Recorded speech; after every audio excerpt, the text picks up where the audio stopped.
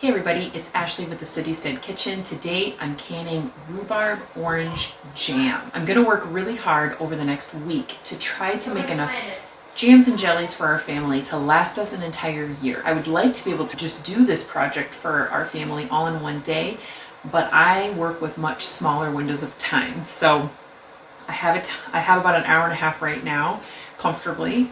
And so we're going to try to hammer this one out. I just harvested a bunch of rhubarb this morning. I've got some organic oranges because we not only use the juice but also the rind. I was completely out of pectin, so I got this brand, got some sugar. My recipe says 7 jars, but I've made this once before and I recall it making more. Either way, I always like to make sure that I have more jars prepared than the recipe calls for. So I have enough jars, rings, and lids for 10 half pints. We'll see how much we end up getting. So this recipe calls for 2 pounds of rhubarb. Some of the rhubarb is a little dirty. It's kind of a wet, cool, rainy day. So I'm gonna go ahead and get our rhubarb washed up, measure out 2 pounds, chop it, and get this going.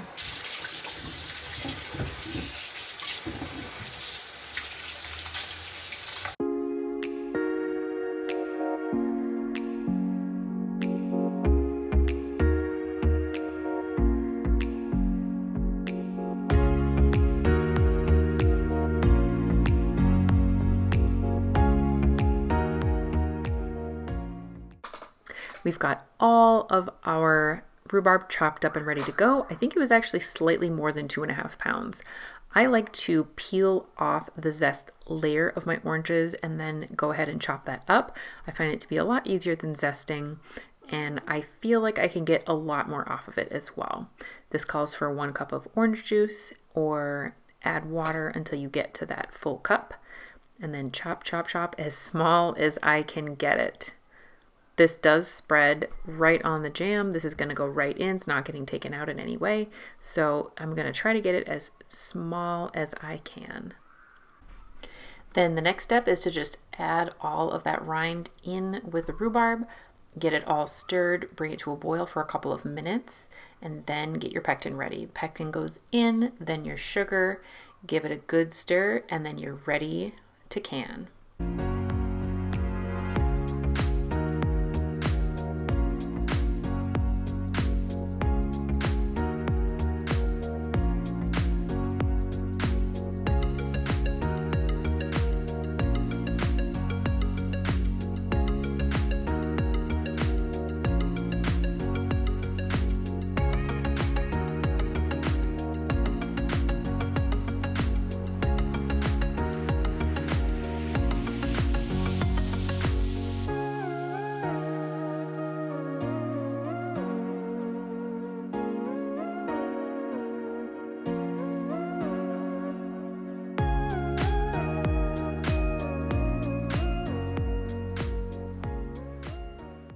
While the rhubarb orange jam is processing, I'm getting the raspberries and blueberries in this kettle.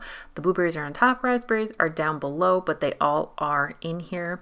These are from frozen, so I'm just getting them heated up slowly to get this blueberry raspberry jam started.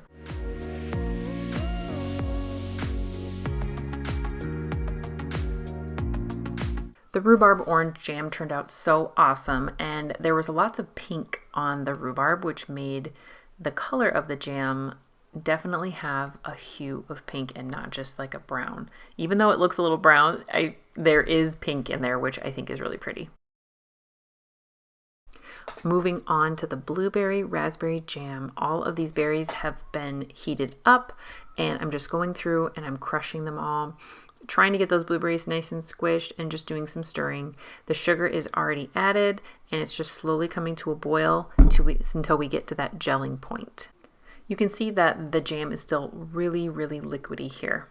We're about halfway to the gelling point. Things are a lot thicker and boiling a lot more vigorously, so I'm trying to stir it a lot more frequently now, because as it gets closer to that gelling point, you have to keep a really close eye because it does begin to stick. A little while later, you can tell things are getting really messy on the stove, and that's a sign that the gelling point is very near. I am really just kind of standing over it at this point, continuing to stir it, and watching for the sign that it's done. This is it. You can tell that it's super thick. This jam is ready to go. Let's get it canned up right now.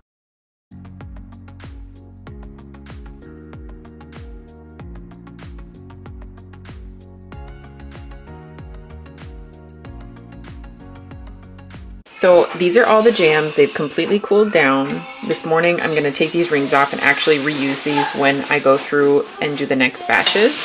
And to see if these set well, I usually tip them sideways, and the blueberry raspberry jam set super well. I was really pleased with how that turned out. I was a little nervous that I pulled it off the heat too early, but it did great.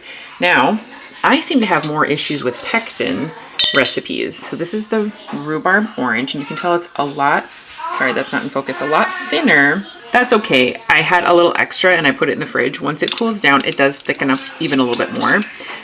If we can't spread this on sandwiches, that's still going to be, we can still use the rhubarb orange jam for toast, pancakes, waffles, all those kinds of things. So if it's not sandwich quality for us, we'll still be able to use it. So we're thawing the berries. I'm going to be doing raspberry. Yesterday we did blueberry raspberry. Today we're doing just raspberry and just blueberry. I've got these blueberries in the oven thawing. These are just kind of going really low and slow in this roaster just until they get thaw. And I'm actually going to run these through our food processor. These raspberries, I'm just going to throw in right as is, right the way they are. So all of my raspberries are melted down. All of my blueberries are softened. I'm just getting the raspberries warmed up first because I thought I would do the raspberry jam first. The blueberries, I'm actually going to run through my food processor. I've previously made just straight blueberry jam before, and I don't necessarily mind some blueberries that are a little bit clumpier, but when you run them through the food processor, it makes a very smooth jam, which I really like. So I'm going to do that again, the plain blueberry jam. So I thought I would do the raspberry first, get that going in the canner, and then as that's not only coming to a gel, but also going through the canning process, I can prepare the blueberries. I think we're gonna get this all done in just 2 days. For some reason, I was thinking it would take me a little longer, but I was able to get 2 batches done yesterday. I should be able to get another 2 today.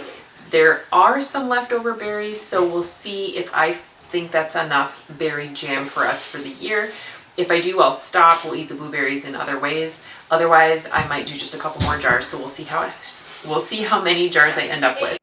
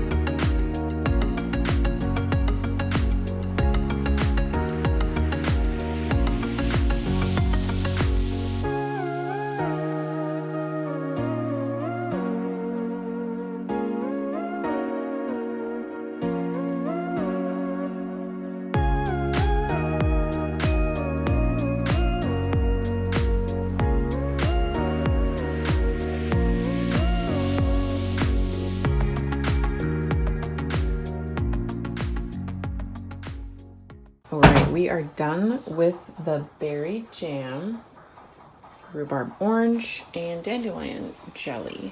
And I think this is where I'm going to stop for now. We will do some more things when like the stone fruits come in, apples, maybe pumpkin, but for our berry needs, these will be all we've got. These first 2 rows over here, that's a total of 14 pints of just straight blueberry jam. These 3 in front have my wide mouth.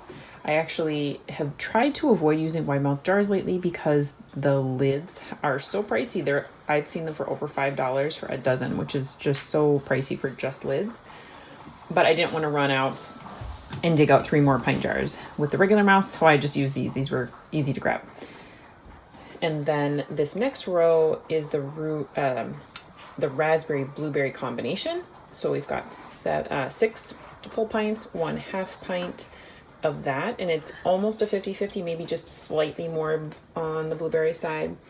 And then we've got here 5 complete pints of raspberry, and I just think this looks so incredibly gorgeous. And then we almost had a 6th one, but it didn't quite make it, and I didn't want to take off from the headspace on these other jars and risk them not sealing to be able to spread it out to the 6th jar. So what I did was, when I made the blueberry, I just tossed a little blueberry on top and then processed it with some of the blueberry jam. And then of course this is our orange rhubarb, which just tastes and smells amazing. There's 8 half pints here. 1 of these half pints did not seal. That is very uncommon where I have a jar that does not seal. So that we just stuck in our fridge. Plus we had a half of one of these jars or so extra. And then here is our dandelion jelly. I didn't show this one in the video, but these we made, I think, week before last. So we've got those 3 pints there. So in total here, that's going to go on our shelves is 29 pints and 9 half pints. So that is a pretty good start. And this really should last us a very long time, especially when you factor in other jams that we'll do different times of the year. This is going to be plenty. And I'm guessing it'll be more than a year's worth for the berries for us, as well as the rhubarb. And I do have some more rhubarb from the garden that I just stuck in the freezer. So if I wanted to make more of this, there's probably enough for at least another batch. Thanks for hanging out with me and coming along this jam making adventure. It always helps to have you along with. If you'd like to see more of what comes out of my kitchen, please subscribe. I hope you have a wonderful day, and we will see you soon.